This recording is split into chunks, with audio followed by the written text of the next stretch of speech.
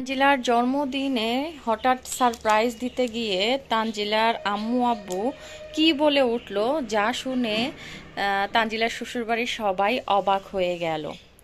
তো তানজিলার জন্মদিন ছিল এপ্রিলের 10 তারিখ। সেদিন আমারও কিন্তু জন্মদিন ছিল।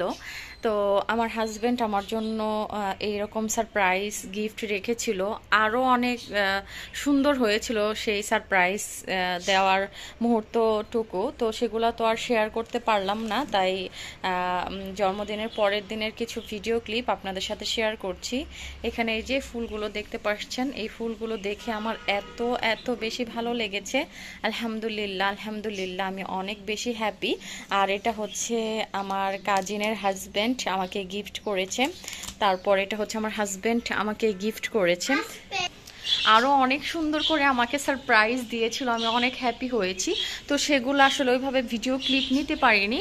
কিছু কিছু ক্লিপ আমার হাজব্যান্ডের মোবাইলে আছে, সেগুলো আমি আপনাদের সাথে শেয়ার করব। আর এখানে হচ্ছে যে আরিয়ান আমাকে এটা গিফট করেছে। ও অনেকগুলো টাকা এখানে জমিয়েছে, তো আমাকে এটা গিফট করেছে। এইখানে যতগুলো টাকা ও রেখেছে সবগুলো দিয়ে যাতে আমি আমার পছন্দের কিছু কিনে নেই। যে এই মুরগির বাচ্চাগুলো আমার ছেলে আমাকে গিফট করেছে। আমি ওকেই পালতে পারি না, আর ও আমাকে মুরগির বাচ্চা গিফট করেছে।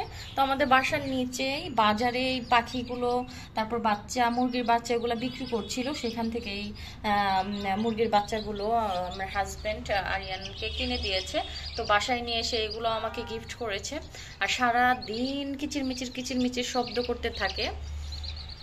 তারপরে এই যে এটাও কিনে নিয়েছে, এটা নাকি ওদেরকে পাহারা দিবে, সেজন্য এই মুরগিটাও কিনে নিয়ে আসছে।